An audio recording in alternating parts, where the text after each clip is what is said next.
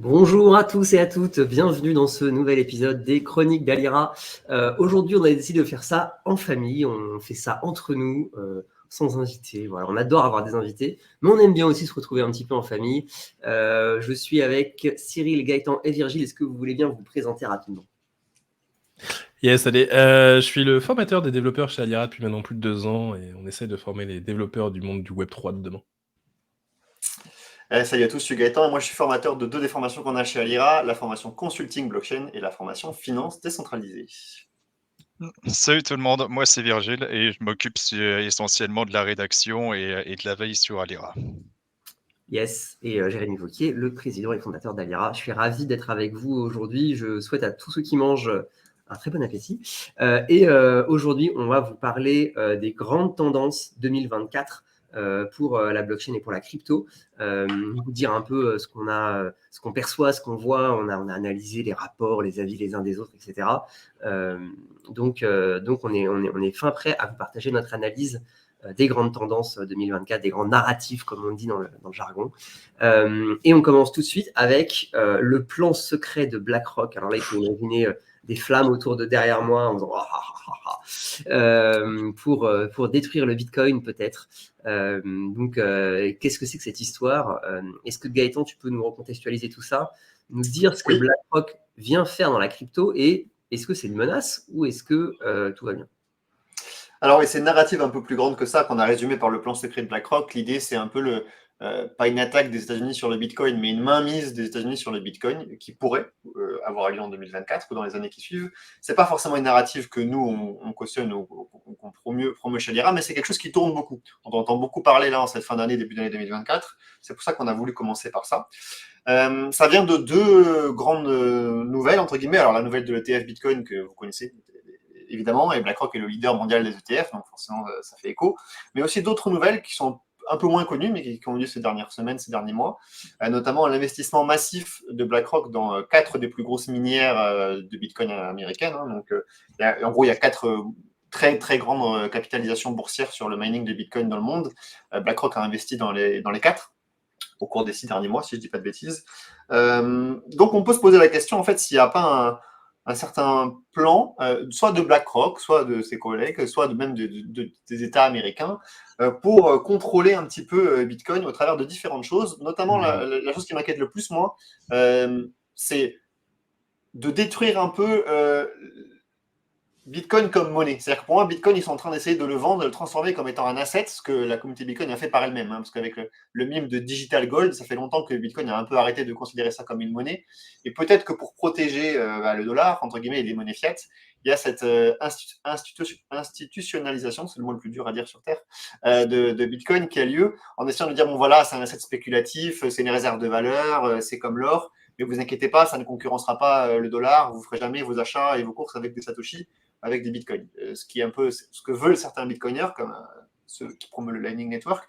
Il y a peut-être cette première chose, cette première tendance qui est en train d'être faite.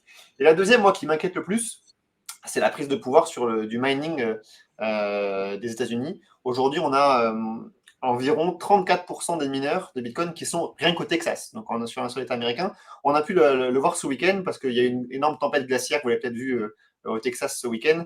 Et le mining a cet avantage que tu peux le débrancher quand l'électricité coûte très cher. Donc au Texas, il y a des accords qui fait que les mineurs se débranchent lorsqu'il y a un gros pic d'électricité, notamment parce que c'est trop cher, mais aussi avec un accord avec la région, avec ECOT ou EPCOT, je crois le nom exact de l'organisme. Et donc là, ce week-end, on a vu 34% de pertes de hash rate.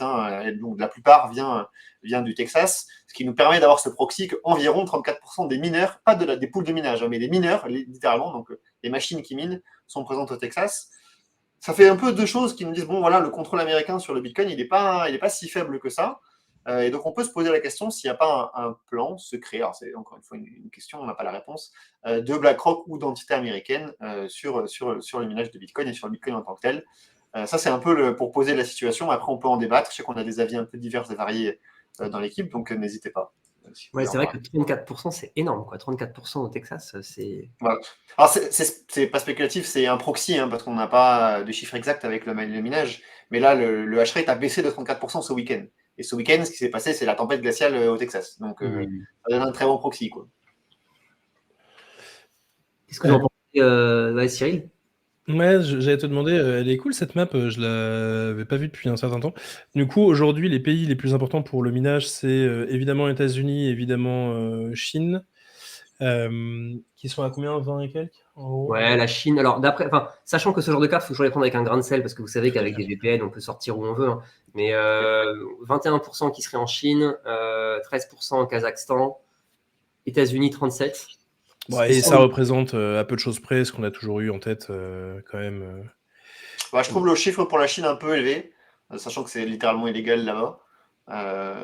Il est connu que la plupart des mineurs sont partis de Chine. Après, peut-être qu'il y en a encore des clandestins, mais 20% me paraît beaucoup à vérifier.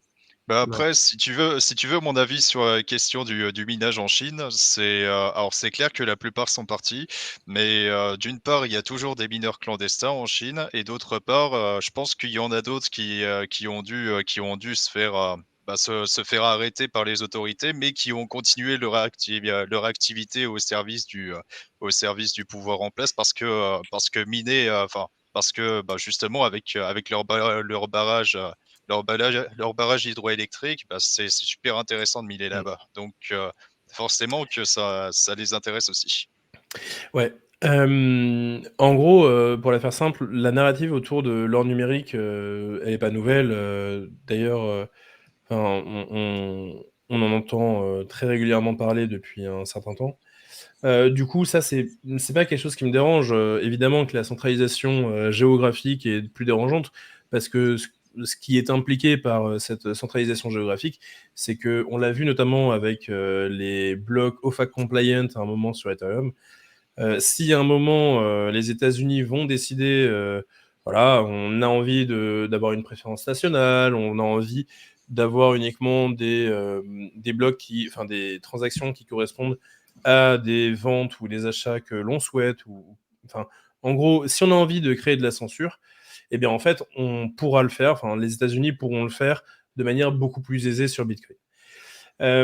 Maintenant, l'un des principes que j'aime quand même à rappeler, c'est que si à un moment un État décide d'être un peu chiant avec Bitcoin, eh bien en fait, toute la base principale des Bitcoiners qui a une envie de décentralisation et qui a envie justement de pouvoir faire confiance à un code qui est exécuté de manière non censurable, si on commence à venir le censurer, peut-être que les gens vont s'en détourner. En tout cas, c'est à peu près l'espoir qu'on peut en avoir. C'est le côté, très bien, il existe une problématique qui est résolvable uniquement si on décide de ne plus donner la même valeur que l'on donnait avant à Bitcoin, et c'est quelque chose qui est complètement envisageable. Si le Bitcoin demain vaut 1 million et que plus personne n'en veut, vous inquiétez pas qu'il vaut plus 1 million en fait le Bitcoin. Et donc du coup, peut-être que tous ces investissements de BlackRock, encore une fois, il faut comprendre l'implication quand on parle de BlackRock de l'État américain de manière plus générale. En fait, cette implication-là, elle est valable tant qu'elle est valable économiquement. Si à un moment, on arrive à faire en sorte que ce réseau construit par les humains pour les humains, en fait, si on a envie à un moment que ce réseau ne fonctionne plus, en fait, il suffit de ne plus le faire fonctionner. Il suffit pour tout le reste de la population d'accepter les autres transactions, les transactions qui sont invalidées par l'État américain, et il n'y aura plus vraiment de problème. En fait, je comprends la problématique de la censure sur Bitcoin, sauf que si demain, l'État américain possède vraiment les 51% et décide d'avoir une censure forte sur différentes transactions, en fait, j'ai le bon espoir qu'à un moment, Bitcoin ne s'en relève que grandi. Ouais, moi, ce que je retiens, enfin, j'ai une, comment dirais-je, une analyse qui rejoint un peu celle qui a pu être faite par Michael Saylor sur Bitcoin. C'est une forme de bien commun de l'humanité. Et à mesure que des personnalités ou des groupes ou des entités influentes, puissantes politiquement, puissantes économiquement, s'en emparent et l'utilisent. Et donc là, le fait que BlackRock est en train de mettre les doigts dans la prise, enfin, ils mettent le bras dans la prise, hein, c'est BlackRock, quoi. En investissant dans des poules de minage, en choisissant de mettre un ETF, etc. En fait, tout ça, ça vient consolider le réseau Bitcoin sans passer le seuil qui permet de le contrôler. Alors le fait que les 37% du hash rate sur le territoire des États-Unis, on pourrait dire oui, c'est inquiétant, sauf qu'en fait, le hash rate, ça bouge, les trucs qui sont dans des containers, si ça doit se déplacer ailleurs, ça se déplace ailleurs, on l'a vu avec l'interdiction en Chine.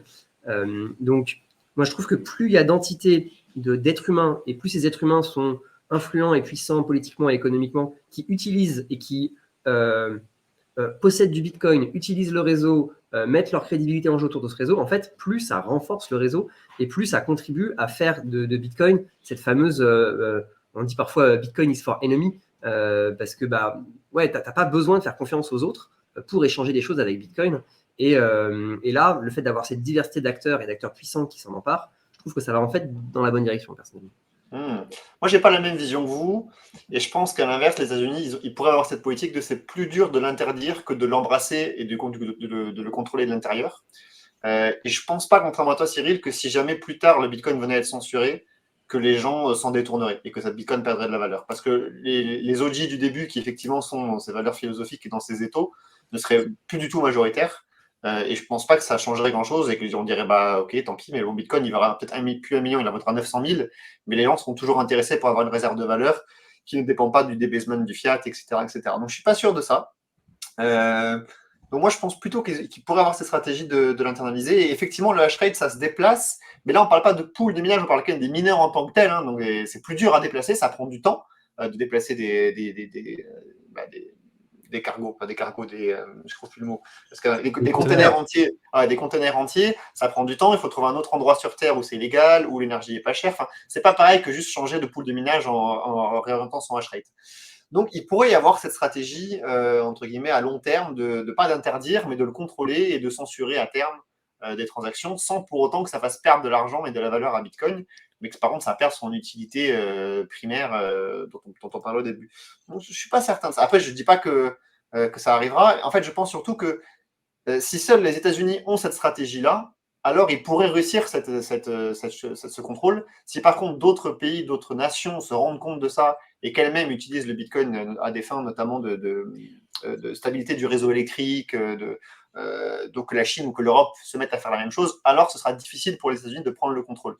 Et dans ce cas-là, ça restera neutre. Mais je ne suis pas sûr qu'il y ait cet éveil ailleurs. Et donc peut-être que transitoirement, ça peut être un danger pour Bitcoin. En fait, c'est un peu ce que j'allais dire par la suite, c'est que justement, ce qui me fait aussi un minimum espérer, déjà d'une, c'est que moi, en tant que personne intéressée par les idéaux de décentralisation, en fait, j'en ai déjà rien à faire de Bitcoin, j'ai déjà envie d'aller voir d'autres technologies.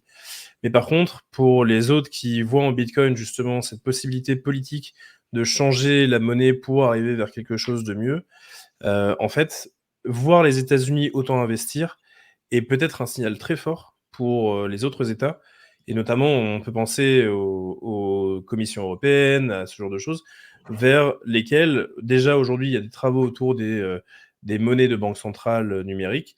Peut-être que justement ce sera un acte fort, un signal fort pour aller justement vers Bitcoin et aller vers une idée que, ok, bon, on peut avoir une réserve de valeur ici qui peut être intéressante. Les États-Unis font cette politique. Peut-être qu'il serait bon de ne pas être trop en retard. Et heureusement que la Chine existe, qui font du coup contrepoids finalement des États-Unis. Heureusement que beaucoup de pays existent pour justement aller à l'encontre de ça et garder un petit peu cette volonté plus sociale en tout cas et plus philosophique d'un Bitcoin non américain. Voilà. En fait, sinon, je suis d'accord avec toi qu'il y a une problématique qui est que on arrivera à un Bitcoin qui est exactement équivalent au dollar et avec toutes les problématiques de décentralisation. À mon avis, avant qu'on arrive à un Bitcoin qui correspond au dollar. Hein. Oui, il correspondra dans le sens où il sera contrôlé par les Américains, mais il aura quand même ses propriétés cryptographiques, ses propriétés de limite à 21 millions, donc il aura des avantages par rapport au dollar, mais il aura perdu des avantages initiaux. Il y a un autre point qui est important aussi, qui est sympa, qui est intéressant dans cette narrative, c'est, on parle un peu des bitcoins verts, c'est quelque chose dont on parle un peu récemment, c'est l'idée que BlackRock pourrait proposer un ETF uniquement de bitcoins dits verts, c'est-à-dire de bitcoins qui ont été minés par des énergies renouvelables. Et donc je pense peut-être que Bitcoin mais peut-être que Bitcoin oui, mais c'est pas que du greenwashing parce que tu as tout un tas d'institutions qui doivent respecter les normes ESG Tu sais, ils n'ont pas le droit d'investir si le produit dans lequel ils investissent n'est pas aux normes ESG. Donc, ils pourraient créer un ETF Bitcoin vert où ils attestent que les Bitcoins viennent du minage, des mines achetées par BlackRock en plus, uniquement par des ENR au Texas, j'en sais rien par exemple. Mais il pourrait y avoir cette narrative-là aussi qui pourrait commencer à enlever cette fongibilité qu'on avait avec Bitcoin. Alors, on l'a déjà un peu perdu avec les ordinals. Cette fois-ci, on aurait peut-être, j'en sais rien, mais des Bitcoins verts qui viennent d'un mining vert tamponné ESG, éligibles aux ETF, et puis un autre Bitcoin neutre, gris, dont on ne sait pas trop d'où il vient. Gris qui coûtera moins cher, du coup. Exactement. Alors, c'est pas surréaliste ce que je suis en train de dire, c'est juste une vision du futur parmi d'autres, mais ça pourrait arriver. Alors, je ne suis pas assez les choses, mais j'ai entendu plusieurs sources qui diraient qu'il y a ce travail de fait pour sanctionner un peu le ESG, certains bitcoins. Voilà, je n'en sais pas plus, mais ça peut être une narrative. Juste, je veux rebondir sur un message. En effet, la vidéo de Grand Angle à ce sujet nous a évidemment inspiré tous pour un petit peu débattre, parce qu'il met le pied dans ce sujet et que ce sont des points qui nous intéressent aussi. Donc, évidemment que la vidéo est à regarder si vous le souhaitez. Voilà. Yes. Après, vous faire votre propre avis après la vidéo, mais ça reste intéressant. Et c'est pour ça qu'on essaye d'être un minimum critique sur ce point. Sujet suivant, comme on a plein de sujets malheureusement, on envoie là sur les sujets. Sujet suivant qui a été un peu regardé par Virgile. Il s'agit de l'IA et des infrastructures physiques décentralisées d'Epine. Donc ça, ce serait une tendance possible. Alors, je suis désolé, je suis en train de faire une extinction de fois. Désolé. Ce serait une tendance possible pour 2024. Tu dis, Virgile, qu'est-ce que c'est que cette histoire d'infrastructure décentralisée et d'IA? Ah, on t'entend pas, Virgile. T'es muté. T'es mute logiciel. Ah, ok, on m'entend. On m'entend bien là? Ouais, nickel. Tout à fait. Ok, désolé pour la coupure. Alors, pour ce qui est des infrastructures physiques décentralisées, alors qu'est-ce que c'est concrètement?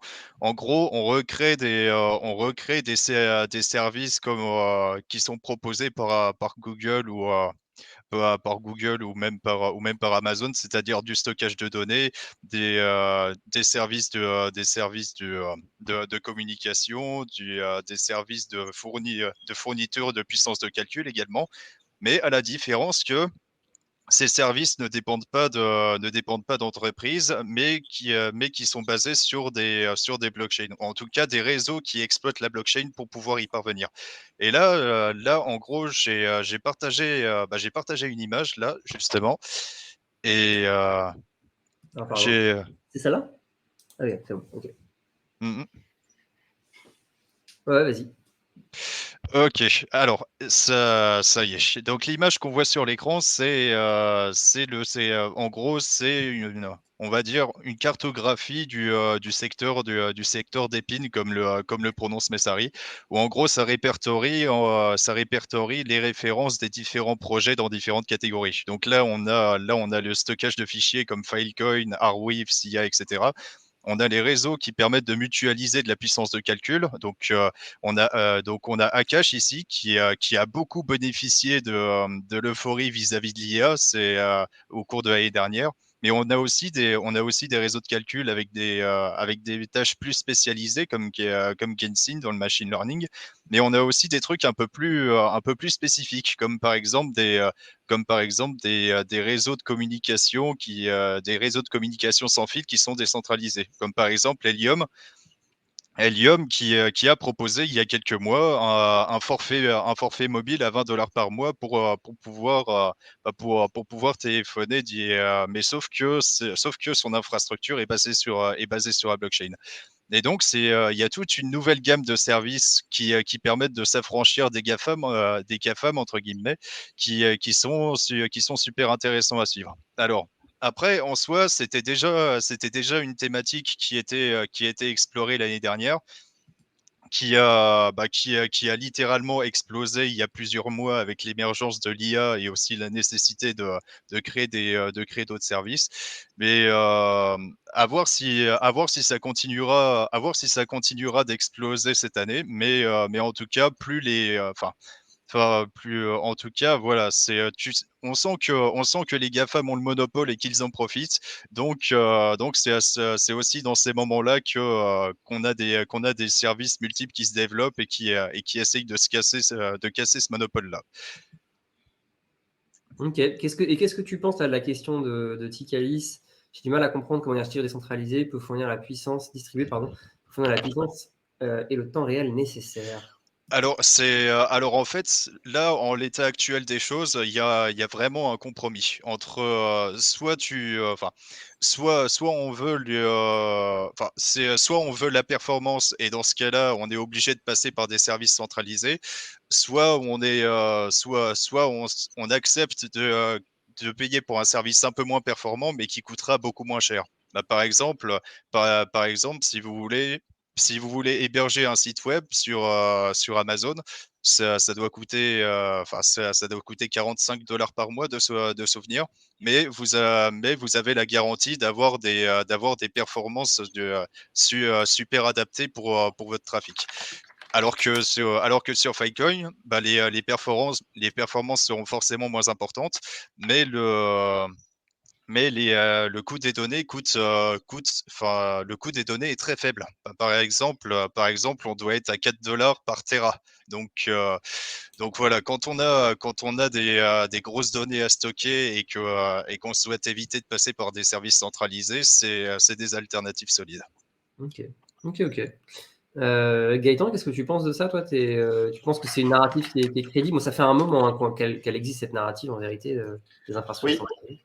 Ça fait un moment qu'elle existe. Je pense qu'elle a beaucoup été popularisée par Helium au tout début sur des réseaux Wi-Fi décentralisés. Et au début, je ne comprenais pas, moi, personnellement, ce que la blockchain venait y faire. En fait, je ne comprenais pas le lien entre blockchain et le fait d'avoir des réseaux de Wi-Fi ou même de 5G. Et j'ai mis un peu de temps à comprendre. En fait, c'est pas tant que le réseau d'infrastructure est sur la blockchain, c'est que la blockchain sert d'incitation crypto-économique à ce réseau-là. Il faut juste s'imaginer que j'aime bien l'exemple de Hivemapper, qui est un concurrent de Google Street View, si vous voulez, pour voir un peu les rues, avoir un quadrillage visuel de toutes les rues du monde. Bah, avant, il n'y avait aucun intérêt à lancer ça, entre guillemets, pour une entreprise. Ça coûte super cher et il faut avoir plein de salariés qui parcourent le monde avec ces voitures. Et là, on se dit, plutôt que de créer une entreprise qui va concurrencer Google Maps, on va créer une structure décentralisée dans laquelle n'importe quel utilisateur peut parcourir avec sa propre voiture et sa propre caméra. C'est un peu plus compliqué parce qu'ils fournissent les caméras, mais avec une caméra là où il vit, son réseau, et on va le récompenser cryptographiquement, enfin avec des tokens la plupart du temps, pour ce travail-là. Et ensuite, ce service qui a été créé, donc de mapper les rues, pourrait être vendu par Hivemapper à des entreprises qui ont besoin de ce service-là. Et c'est là l'intérêt crypto-économique de tout ça, en fait, c'est d'être capable de récompenser plein d'acteurs différents à travers le monde, décentralisés, pour un service. Donc là, j'ai parlé du quadrillage de rue, ça peut être de fournir soi-même sa puissance de calcul pour l'IA, ça peut être d'avoir une antenne 5G à la maison pour avoir de la 5G autour. Donc là, vous avez énormément d'inertie pour être un concurrent à Google Maps, pour être un concurrent à Orange, à Free, pour lancer des antennes 5G. Bah là, vous demandez aux gens d'eux-mêmes le faire. En fait, c'est à vous de mettre votre antenne 5G, à vous de mapper les rues. Et par contre, on va vous récompenser cryptographiquement parlant. Et ce token, entre guillemets, il donne droit ensuite soit à des dividendes réels du réseau, si par exemple les personnes payent pour accéder à mon Street View, ou j'en sais rien, à plein d'autres bénéfices. Ça dépend de comment chaque protocole est lié. Et c'est garanti par de la crypto-économie et par certaines blockchains. Donc, typiquement, Helium est sur Solana, Hivemapper est aussi sur Solana. C'est trop cher à faire sur Ethereum pour l'instant. Et là, je trouve que c'est intéressant, en fait, c'est pas cette économie du partage, mais cette économie du sharing de ressources, où plutôt que de faire confiance à une entreprise monolithique qui met vachement de temps, qui a d'énormes coûts d'infrastructure et beaucoup d'inertie, bah, vous demandez à plein de gens à travers le monde de faire ça. Et ça a beaucoup de sens, philosophiquement en tout cas, quand on y réfléchit.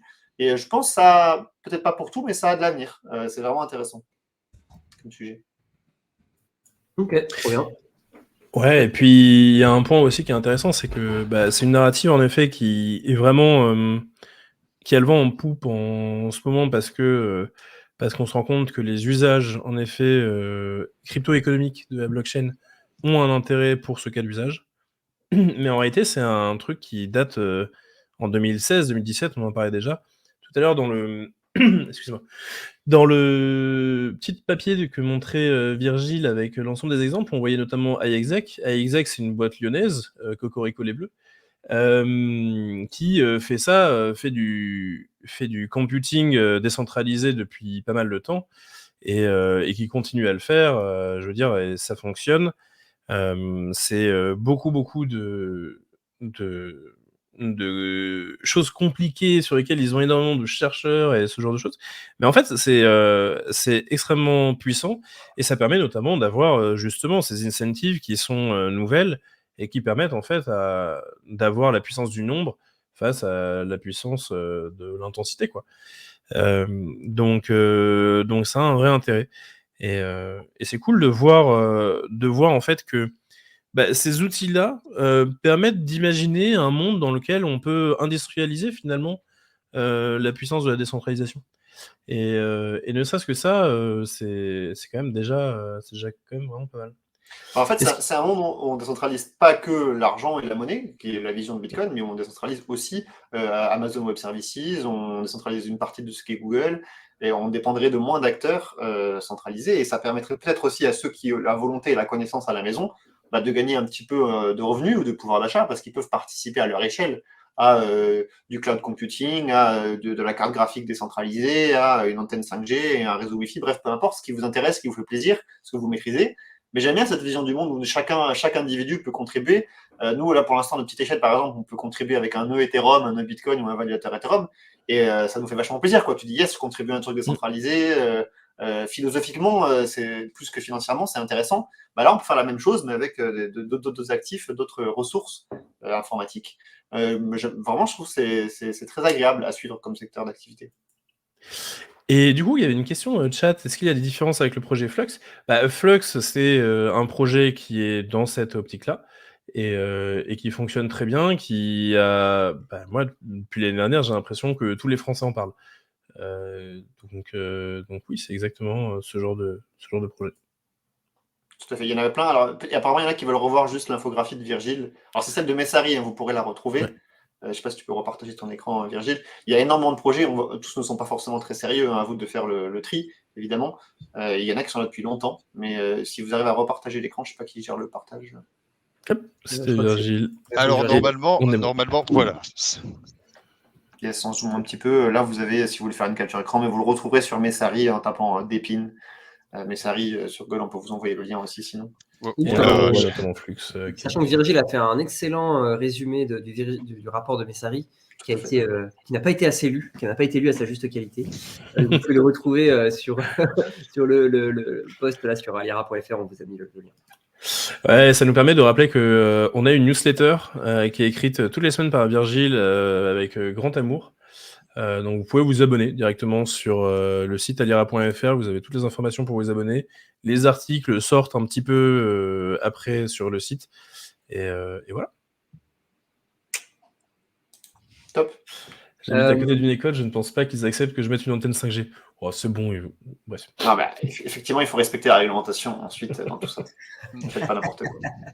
Je vous propose de passer au troisième sujet, Allez. troisième grande tendance de cette année 2024, c'est les blockchains modulaires.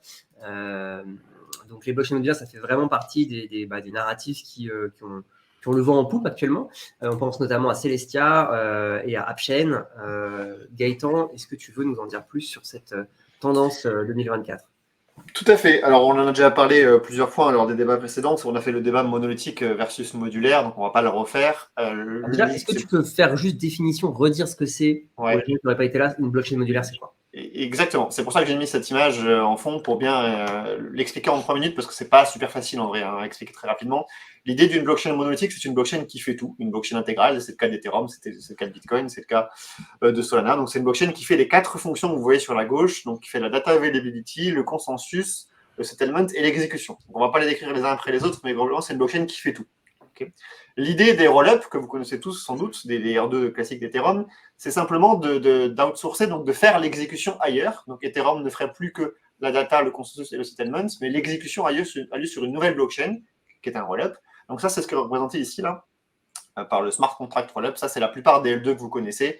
Donc c'est Optimism, c'est Arbitrum, c'est Starknet, c'est Zcash, c'est tous les grands noms connus des roll-ups sur Ethereum. Okay. Il y a par contre une vraie hype, on va dire, un vrai développement d'une de ces 4 fonctions qui est la data availability. La data availability, c'est ce qui coûte aujourd'hui de loin le plus cher. Hein. C'est là où les transactions, c'est une grosse partie du coût du gaz qu'on paye aujourd'hui lors des transactions sur les layer 2. On le paye cher parce que la data availability, in fine, est faite par Ethereum. On le voit bien là, sur les rollups habituels, c'est Ethereum qui s'en occupe et Ethereum, ça coûte cher. On a donc différentes solutions qui sont nées récemment, qui se sont spécialisées dans la data availability. La plus connue d'entre elles, c'est Celestia. Okay, mais il y a Ethereum lui-même qui est en train de changer avec le proto Sharding. Et puis il y a Polygon Avail, j'y viendrai juste après, qui est devenu très très populaire. Donc on se retrouve avec ce qu'on appelle des validium, donc c'est des rollups dans lesquels Ethereum s'occupe toujours du consensus et du settlement. C'est le validium en tant que tel qui s'occupe de l'exécution, et c'est quelque chose d'autre qui s'occupe de la data availability. En l'occurrence, dans notre exemple, ça peut être Celestia. Donc là, l'exemple le plus connu, c'est celui qu'on a là, on appelle ça Celestium dans cette image, mais peu importe. C'est vous avez un layer 2 dont la data n'est pas sur Ethereum, mais sur Celestia. Donc ça, c'est l'idée générale des blockchains modulaires, c'est le fait de ségréguer une blockchain en 4 sous-couches, si vous voulez, en 4 fonctions. Et pour le représenter un peu plus concrètement, alors je ne sais pas si on voit très bien, là, j'ai donné des exemples de ce qui pouvait y avoir sur toutes ces couches-là. Donc les couches d'exécution, c'est ce que vous connaissez, Zcasing, Starknet, Optimism, Arbitrum, il y en a Fuel, il y en a plein d'autres, maintenant il y a Manta, Mantle, il y en a plein qui sont sortis. Ça, c'est les couches d'exécution avec lesquelles vous interagissez. Settlement et consensus, on va rester simple, il y en a plusieurs, mais Ethereum est de loin la plus connue. Et sur la data availability, on a cette bataille qui arrive entre Ethereum avec le proto Sharding, Celestia, et il va y avoir Polygon Avail qui va sortir bientôt. Côté Polygon, il y a aussi des DAC, donc des Data Availability Committee, mais je ne rentrerai pas trop dans le détail dans ce cadre-là. Et on a du coup une explosion en fait de différentes solutions. Là, c'est vraiment une version simplifiée, mais on a une explosion de tout un tas de solutions qui travaillent sur les blockchains modulaires. Alors, j'ai aussi pris l'exemple de Messari pour vous montrer à quel point il y en a. Mais il y a plein de solutions qui viennent du coup se spécialiser sur chacune de ces 4 fonctionnalités-là. Donc, c'est un peu résumé par là. Vous avez l'exécution en haut, avec tous les general purpose rollups qu'on connaît à gauche. Mais vous avez aussi Fuel, qu'on connaît un peu moins. Vous avez des blockchains un peu plus exotiques, comme Eclipse, qui apporte la SVM, donc la Solana Virtual Machine sur Ethereum. Vous avez tout un tas de solutions de data availability. Donc là, les 3 dont je viens de parler, Celestia, Ethereum et Polygon Avail. Et vous avez EigenLayer, qui va développer sa propre solution, qui s'appelle EigenDA, qui veut travailler sur le sujet. Vous avez Arbitrum Nova, ZK Porter, vous avez des séquenceurs qui travaillent sur la couche d'exécution des rollups. Bref, il y a énormément de choses, je ne vais pas rentrer dans le détail de tout, c'est assez technique, mais c'est vraiment une explosion cambrienne, comme on dit, parce qu'une fois qu'on a réussi à modulariser la blockchain, il y a plein de concurrents qui peuvent arriver et qui vont se spécialiser pour développer chacune de ces parties, entre guillemets, dans le détail, essayer d'optimiser chacune de ces parties. Et donc, ça crée cette explosion. On a plein de projets qui se lancent. C'est super dur à suivre, hein, ça demande beaucoup de temps de recherche. Et aussi plein d'investissements, pas d'investissements, mais d'opportunités financières, parce que beaucoup de ces projets n'ont pas de token, sont en levée de fonds, sont encore jeunes, mais pourraient avoir de l'avenir plus tard. Donc, il y a beaucoup d'émulation en 2024 autour de ça. Vous avez beaucoup d'airdrop notamment. Ouais, c'est ce que je veux dire. J'ai entendu airdrop là quand tu dis ça. Il y a beaucoup de ça. Donc, Celestia a été beaucoup répété ces derniers mois par rapport aux airdrops pour tous les stakers de TIA. TIA, c'est le token de Celestia. Puis, il y a tout ce qui est Manta Network, là, qui fait des grosses communications autour d'airdrop. Tout ce qui est Mantle. Il y en a énormément. Altlayer, il y en a plein. Donc, vous retrouverez tout sur ces noms-là. Sur ces noms, il y a énormément de projets à aller fouiller, si ça vous intéresse. À la fois sur l'aspect technologique, comment ça fonctionne, mais aussi sur l'aspect financier, si ça vous intéresse de chercher. Mais il y a une vraie narrative qui est très intense et très développée, très technique également, donc c'est pas facile à comprendre quand on débute sur la blockchain. La blockchain modulaire, c'est un peu l'état de l'art de la technologie blockchain aujourd'hui. Donc on est deep dans la technologie, mais quand on s'y intéresse, en tout cas, c'est vachement intéressant et il y a à la fois des opportunités financières et de recherche. C'est le fameux Web 3.1, quoi. Juste, ça fait quoi du coup pour les humains de voir tout ça? Je veux dire, à la fin, qu'est-ce qui va en sortir? C'est une bonne question. J'essaie de comprendre le sous-jacent de ta question, c'est que c'est compliqué pour l'humain du coup de se retrouver dans cet écosystème parce qu'il ne sait plus quelle blockchain choisir. Il se retrouve avec plein d'app-chains. En fait, c'est comme si le rollup était une app-chain. Donc, c'est vachement compliqué. Il y a des histoires de bridge, de fragmentation de liquidité. Il faut des wallets. C'est vachement compliqué en termes d'UX. Donc, on a un peu cette bataille dont on a parlé la semaine dernière entre les blockchains monolithiques comme Solana qui disent nous, on va faire un truc très simple, c'est la même UX pour tout le monde, c'est la même blockchain, c'est easy. Et puis, ces blockchains un peu modulaires où chacun a son app-chain, chaque projet a son app-chain, son roll-up. On s'y perd un peu. Donc, actuellement, en 2024, c'est vachement compliqué pour l'utilisateur de s'y retrouver. l'idée, et ce qu'on espère, c'est qu'à terme, il y aura des solutions, entre guillemets, qui vont venir harmoniser, d'interopérabilité, qui seront plus simples. Et aussi, il y aura un gros travail fait par les wallets ou par les sites eux-mêmes qui permettront d'abstraire en fait cette complexité, cette tuyauterie qu'on a derrière. C'est pas dit qu'on y arrive, mais en tout cas, il y a beaucoup de travail qui est fait sur le sujet. Voilà, c'est de l'anti-account abstraction, là. C'est du. Oui. Là, c'est- Et là, c'est blockchain dans ta face. Là. Oui et non, parce que du coup, le fait de séparer l'exécution, ça fait que tu peux créer des blockchains d'exécution qui sont account abstraction native. Là, c'est le cas de Starknet, c'est le cas de Zcash, où du coup, par défaut, il y a de l'account abstraction sur ces blockchains, il n'y a pas autre chose. Donc, c'est complexe, mais la complexité pourrait permettre à terme la facilité de l'utilisateur. Donc, ça dépend. C'est pas blanc ou noir. En fait, le vrai défi des blockchains modulaires, il est là. C'est que pour l'instant, les blockchains modulaires, c'est comme les voitures. En gros, les voitures, elles sont composées de plusieurs dizaines de milliers de pièces différentes. Mais en soi, celui qui conduit, il a juste à savoir à quoi sert le volant, à quoi servent les clignotants, les pédales, etc. Et le défi des blockchains modulaires, c'est ça, c'est de tout regrouper en un seul tableau de bord qui permet d'utiliser l'infrastructure adaptée, mais qui n'ait pas besoin de connaître tout le jargon technique pour pouvoir réaliser ce qu'il veut. Exactement. Et à terme, on envisage une vision où il n'y aura pas besoin d'avoir du gaz pour faire vos transactions. C'est quelqu'un qui le paiera à votre place ou l'application qui le paiera à votre place. Donc, on n'aura pas ce truc de il faut bridger pour avoir du gaz, pour faire des transactions. Ça devrait être abstrait tout ça dans quelques années. Et est-ce que tu as une... Allez, franchement, on est en janvier 2024. On s'est dit, on fait un tour des narratives. Est-ce qu'on veut faire un tour de Madame Irma? C'est quoi, pour toi, la solution qui gagne cette année? Quand tu dis entre modulaire et monolithique ou dans la vision Non, monolithique, dans la laquelle gagne vision, dans la vision modulaire. Ok. Dans la vision modulaire, pour moi, il y a deux projets. Alors, ça dépend à quelle couche, c'est compliqué. Côté data availability, il y a deux projets qui gagnent. Il y a Ethereum avec le Danksharding qui met un peu de temps, mais qui arrive là. Il y a la première version du Danksharding qui arrive la semaine prochaine, dans 3 semaines. Et Celestia. Moi, je vois vraiment que ces deux-là travailler. Il y a Eigenlayer qui pourrait fournir quelque chose, mais pour l'instant, c'est pas très mature. Et dans la vision exécution, honnêtement, je ne peux pas trouver un gagnant. Moi, je pense qu'à terme, c'est le zero knowledge aura beaucoup d'importance. C'est-à-dire que on n'en a pas trop parlé, mais il y a les couches d'exécution, elles sont soit optimistiques, soit à zero knowledge pour simplifier. D'accord. Et je ne vois pas l'aspect optimistique rester sur le très long terme. Donc, je pense le zero knowledge largement vainqueur là-dessus. Après, quelle couche d'exécution gagnera, honnêtement, c'est super compliqué.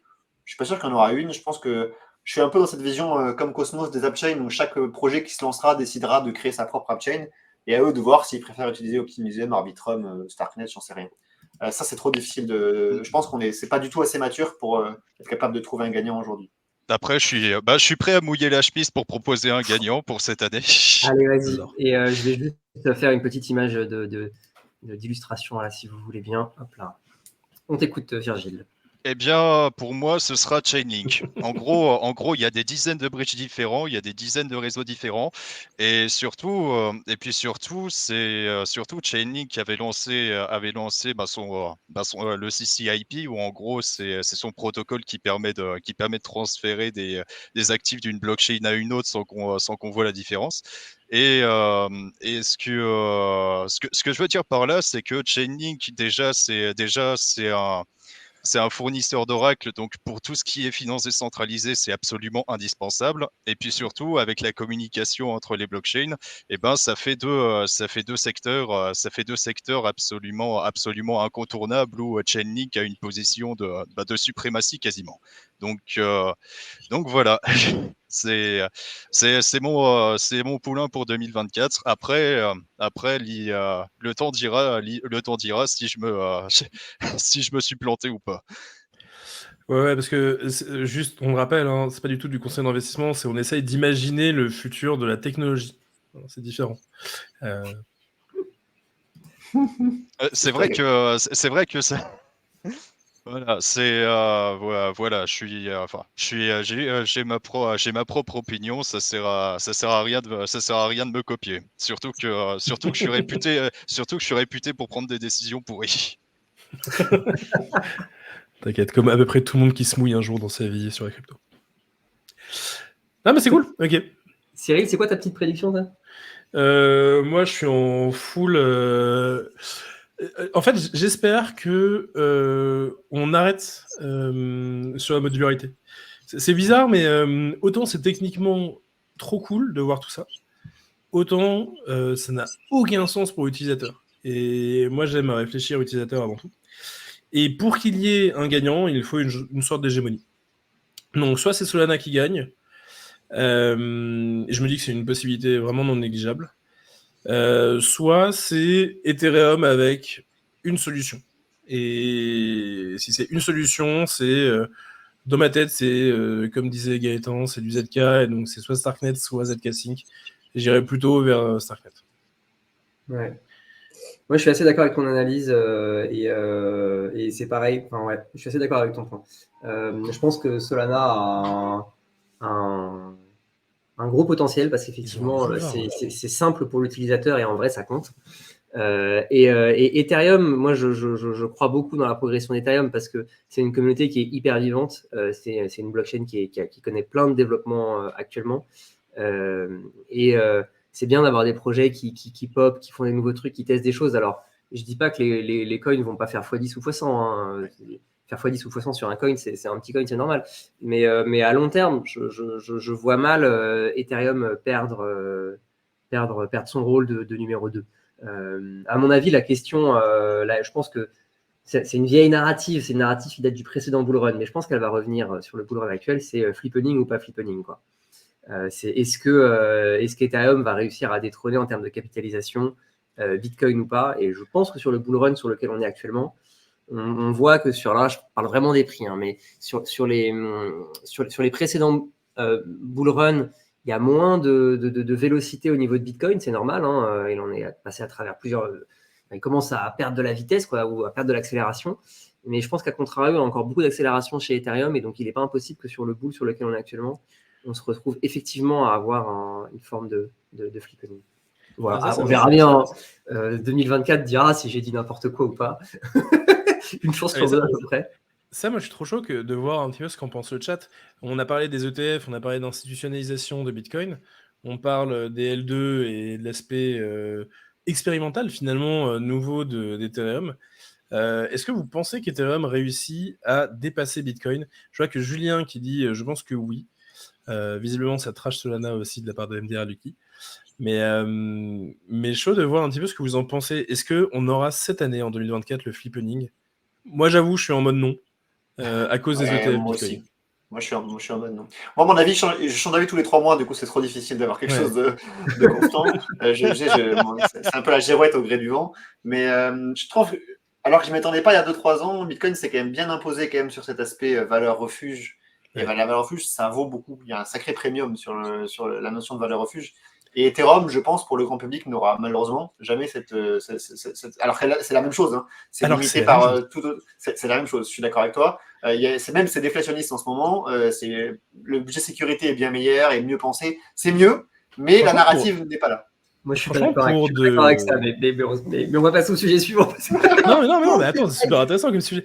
En vrai, pour en plus le côté graphe, pour le côté application qui dure dans le temps et sécurisation d'application, en vrai, c'est quand même fort en plus Ethereum. Là où il sécurise l'argent de l'autre côté, on a de la sécurisation de données sur Ethereum. Franchement, c'est balèze et ça peut avoir tout autant une valeur refuge, ne serait-ce que pour cet aspect-là. Donc, mais je pense que ce qui est sur Ethereum, c'est sa simplicité en fait. Et puis sa lisibilité, parce que Ethereum, j'adore Ethereum. Hein, je participe, je fais du staking d'Ethereum. Enfin, il n'y a aucun problème. J'adore Ethereum, il n'y a pas de souci. Mais le petit souci quand même d'un point de vue investissement avec Ethereum, c'est qu'en fait, ils peuvent se réveiller un matin et te dire finalement on a essayé qu'on allait changer le mécanisme de consensus, la tokenomics aussi on va la revoir et puis finalement on va faire autre chose. Et ça, en fait, Ethereum est capable de faire un truc comme ça. Ça a eu lieu dans le passé et ça a eu lieu très publiquement. Alors que Bitcoin, depuis maintenant, on est quoi? On est en 2023, donc ça fait quoi? 2024, ouais, ça fait plus de 10 ans. La tokenomics de Bitcoin, elle bouge pas, elle est gravée dans le marbre, elle bouge pas, elle est prédictible sur des décennies et des décennies. Et donc, en fait, il y a ça, pour moi, ça a beaucoup de valeur. sur Bitcoin, c'est beaucoup plus dur de venir attaquer le consensus social. Le consensus social autour de Bitcoin est beaucoup plus fort, beaucoup plus solide, beaucoup plus ossifié que le consensus social autour d'Ethereum. En fait, le consensus social autour d'Ethereum, c'est ça peut changer.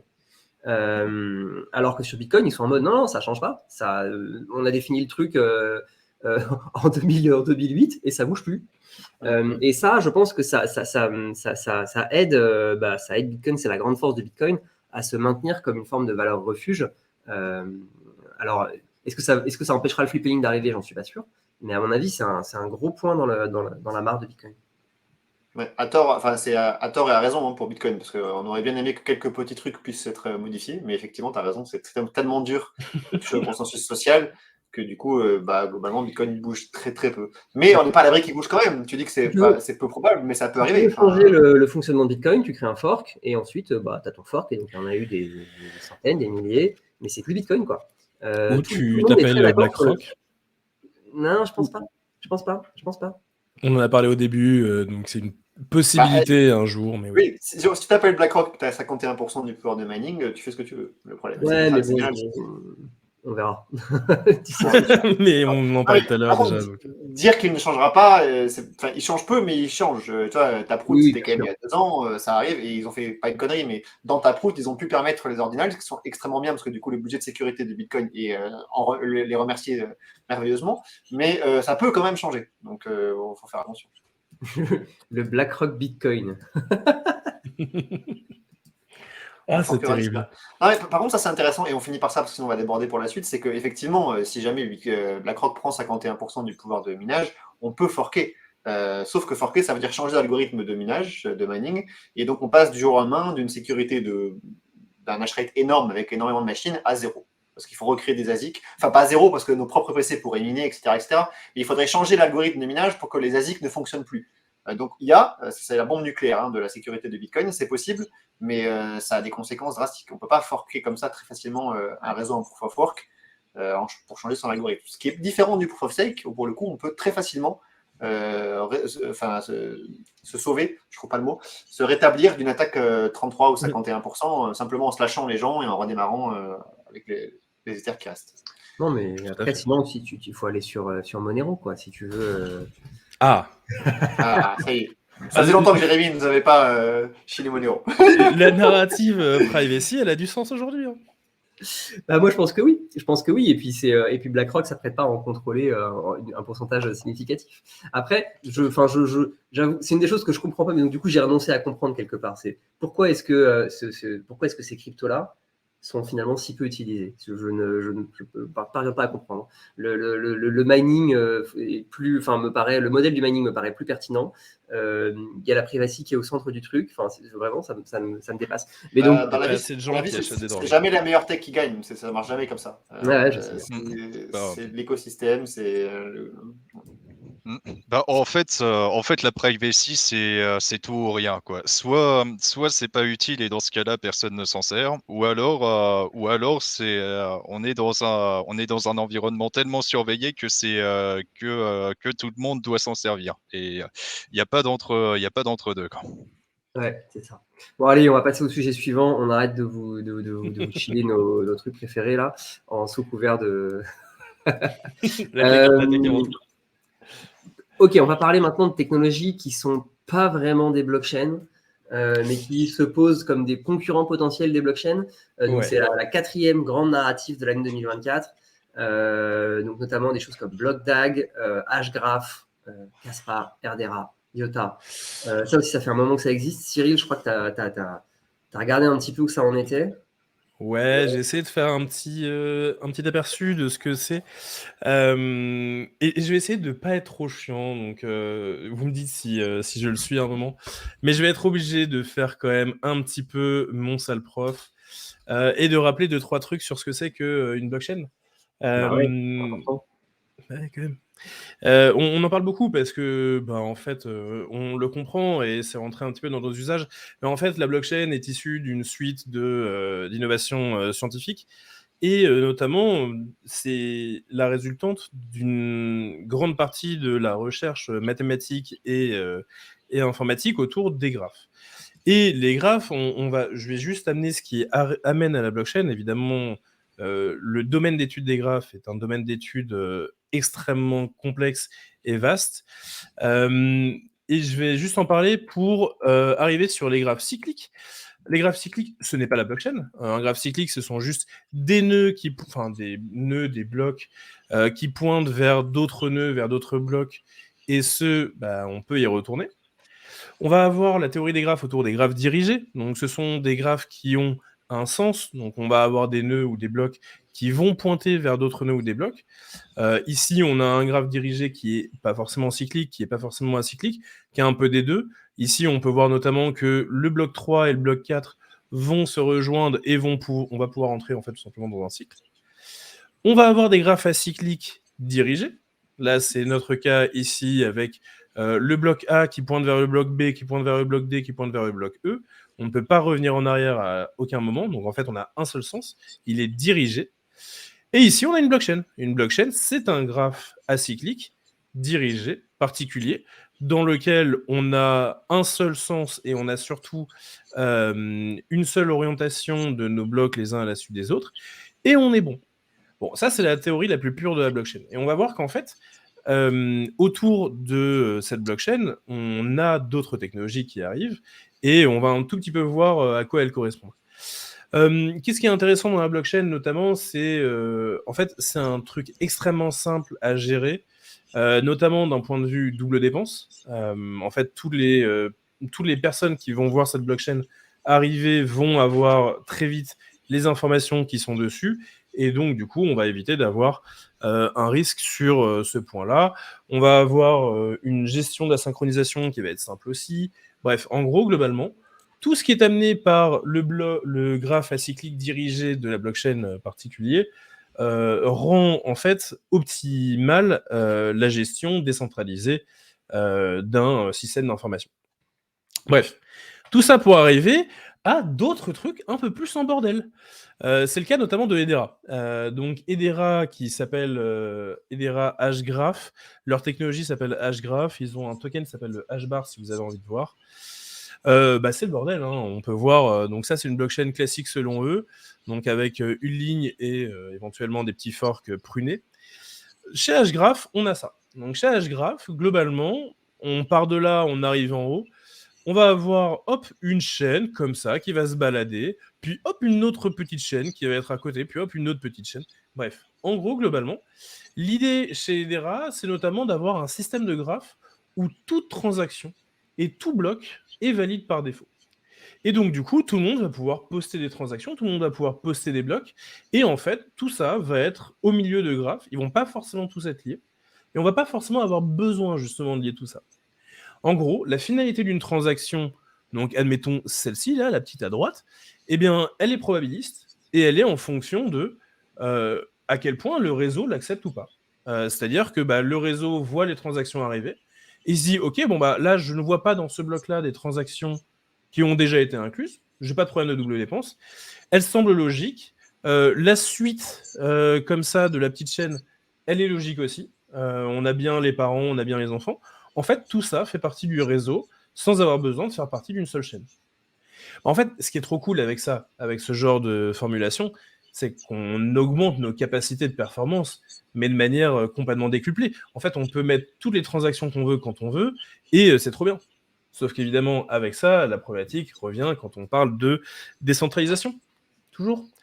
Et donc, Hedera, eux, ils ont tout un système où, en fait, ils mettent en avant, évidemment, la performance, la stabilité, et surtout la compliance auprès des agents institutionnels, pour éviter les problèmes. En gros, globalement, leur but, c'est d'avoir une blockchain qui est une grande base de données qui est complètement éclatée, et qui demande d'avoir des super ordinateurs pour pouvoir marcher. Aujourd'hui, typiquement, il y a 39 nœuds dans le monde. C'est 39 entreprises qui sont partenaires de Hedera qui ont capacité de gérer tout ça. Évidemment, dans leur roadmap, ils annoncent une volonté de décentralisation, mais que nenni, ça n'arrivera pas, car qui peut faire tourner ça? Quand déjà ça, on a du mal pour certains, en gros, ça n'arrivera pas. Voilà. Bravo à eux, mais c'est intéressant quand même. Et je suis un petit peu pessimiste, mais ce n'est pas le cas du marché, je vais y arriver à la fin. Ok, juste deux autres éléments. Iota. IOTA, ils utilisent une technologie qui s'appelle Tangle. Tangle, là, on oublie complètement les blocs. On oublie les chaînes, on oublie les blocs. Là, on parle que de transactions. En gros, Tangle, l'idée derrière, c'est, admettons, on a cette transaction vient d'arriver. Cette transaction, pour fonctionner, elle a besoin de 2 transactions par an. Donc, en fait, elle va voir toutes les transactions disponibles qui n'ont pas été encore complètement enregistrées dans le système. Et elle va dire, OK, bon, bah, celle-là et celle-là m'ont l'air d'être bonnes. Donc, du coup, je les valide et je construis dessus. Et ça, on va le faire de manière récursive. Donc, c'est-à-dire, tout le monde qui va vouloir enregistrer une transaction va prendre 2 transactions qui n'ont pas été encore incluses dans le système et on va dire qu'elles sont valides, si évidemment elles le sont. Et si elles le sont, let's go, on passe à la suivante. Et en fait, le fait de ne pas avoir de blocs, le fait de ne pas avoir de nœuds qui vont devoir faire tourner la blockchain et ce genre de choses, en fait, fait qu'on a une blockchain qui est complètement plus une blockchain. On n'a plus de nécessité d'avoir des fees, par exemple, parce qu'en fait, on va tous valider les transactions précédentes. Donc en fait, on n'a plus besoin de fees, puisqu'on fait tous un travail informatique qui fait la validation des transactions précédentes. Donc, c'est trop bien. Et IOTA a été créé notamment dans un but, c'est de faire de l'IoT. Et l'IoT, bah, on a besoin d'avoir un max de transactions en permanence. Tous nos capteurs et tout ça vont envoyer d'informations au réseau. Et donc, c'est pour cette raison-là qu'on a besoin d'une blockchain qui est extrêmement performante. Bref. Je te coupe, mais il y a un truc qui me choque toujours. Quand il n'y a pas de fees, pour moi, il n'y a pas de protection de DDoS. C'est-à-dire que les fees sont là pour se protéger contre une attaque DDoS. Comment ils se protègent? Mais en fait, ils s'en foutent des attaques DDoS. Tu peux très bien spammer le réseau. C'est en aucun cas un souci. En fait, t'es officiellement, enfin, genre, selon eux, t'es infiniment scalable. Donc, du coup, le DDoS n'est pas un problème. Il y a bien, si c'est pas un nœud, mais il y a bien un système quelque part qui permet de connaître toutes les transactions qui ont eu lieu. Non, après, je pense que ça doit être les deux transactions par an, en fait. Si l'adresse qui émet la transaction est réputée comme une adresse de DDoS, dans ce cas-là, personne ne va chercher à l'intégrer. Ouais, en gros, juste, donc ce truc-là, il a une certaine finalité. Admettons, là, toutes celles-ci, elles sont finales. Et on arrive finalement à quelque chose où tout se valide les uns par récursion au-dessus des autres. Et à la fin, on accepte tous les transactions qui nous semblent logiques dans toutes celles qui ont été validées. Donc, il y a un système de finalité qui fait que tu évites dans tous les cas de garder un historique trop ancien, mais dans tous les cas, tu as déjà à l'intérieur de la blockchain une idée directement de state history qu'on peut faire expirer. Donc, il n'y a pas vraiment de problème là-dessus. Et bref, je vais retourner sur IOTA quand on va voir juste... J'ai 2-3 graphiques à montrer à la fin. Et enfin, on montre Kaspa. Kaspa, pour le coup, eux, ils ont une autre volonté aussi que de la blockchain classique. Eux, ils s'en foutent d'avoir des forks. Voilà, ils sont partis sur une idée de... On prend Bitcoin, on prend tout le protocole de Bitcoin, mais on s'en fiche d'avoir des forks. En fait, ce qui compte, c'est d'avoir les bonnes réorganisations qui font qu'on est bien. Et donc, pour ce faire, ils se sont dit, bon, bah, on va faire un truc avec un temps de bloc très faible. Donc, eux, ils sont sous la seconde pour un bloc. Au bout de 4 secondes, ils finalisent les blocs. Les blocs, ils sont considérés comme valides au bout de 4 secondes. Donc, du coup, ils se disent, bon, bah, au pire des cas, en fait, on a de la réorganisation sur, 4-5 blocs, 8 blocs au maximum, et c'est tout, quoi. Donc, du coup, si on a capacité dans nos nœuds à faire de la réorg sur 8 blocs, on est tranquille. Et ce truc-là, en fait, marche vraiment pas mal. Kaspa, c'est un protocole qui marche vraiment bien. On revient sur une idée plus de blocs et de chaînes. Sauf que ici, bah voilà, on a un premier bloc, ça c'est notre Genesis. En fait, ça va créer 3 blocs, un petit peu de manière aléatoire. Ce bloc-là, il va se construire connaissant ces 3 blocs-là. Ce bloc-là, il va se construire uniquement connaissant ces 2 blocs-là. On va pouvoir construire des blocs dessus ceux-là et on va pouvoir avancer. En fait, juste, ça a créé un graphe un peu particulier dans lequel on va pouvoir voir éventuellement de la double dépense, mais on va pouvoir l'annuler. Globalement, ça demande juste un peu de réorganisation des blocs qui arrivent, et on est tranquille. Donc voilà, et Kaspa, vraiment, ils sont dans une narrative qui a le vent en poupe de fou, où ils disent, ok, le Bitcoin, c'est le gold. En fait, on a du mal à imaginer un silver, on a du mal à imaginer la pièce de monnaie. Et donc du coup, bah, nous, on veut être cette pièce de monnaie, on veut avoir un temps de réponse aux achats qui est extrêmement rapide. On veut faire en sorte que tout ça marche bien et marche vite. Et donc, du coup, on change le protocole de Bitcoin. On reste sur plein de similarités au niveau du Nakamoto consensus, mais on va un petit peu changer la manière dont est formalisé finalement notre graphe de données. Et ce truc-là marche pas mal. Et je vais vous montrer pourquoi ça marche pas mal.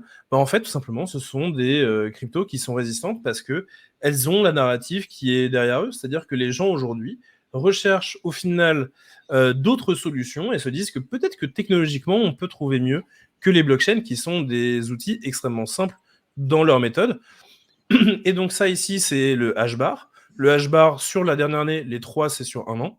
Sur la dernière année, il n'est pas spécialement en perte, voire il est en augmentation.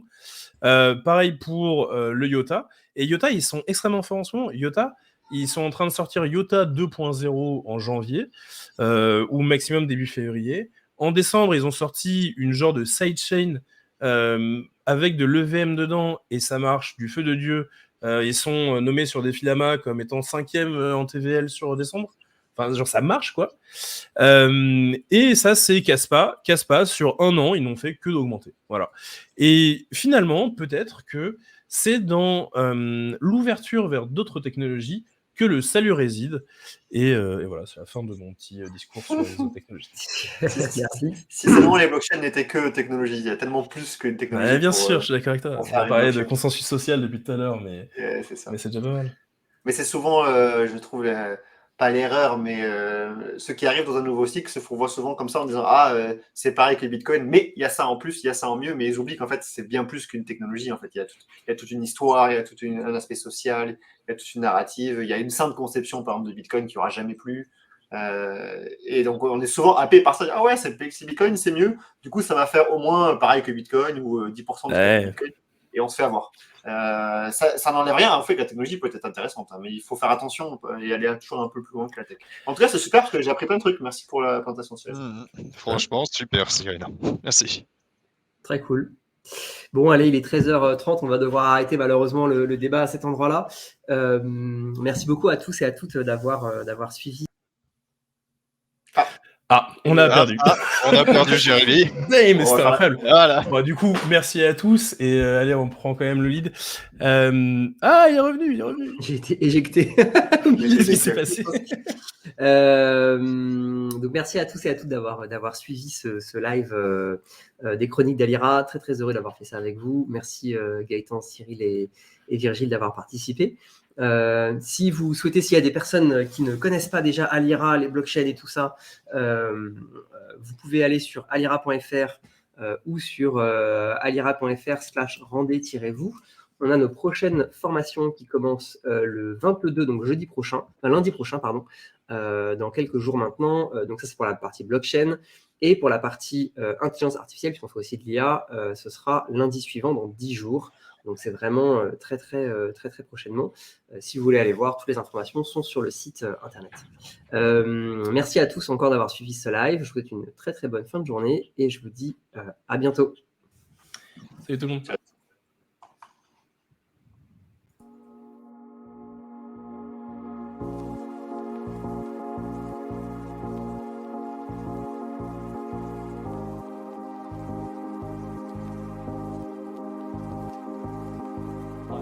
Life is just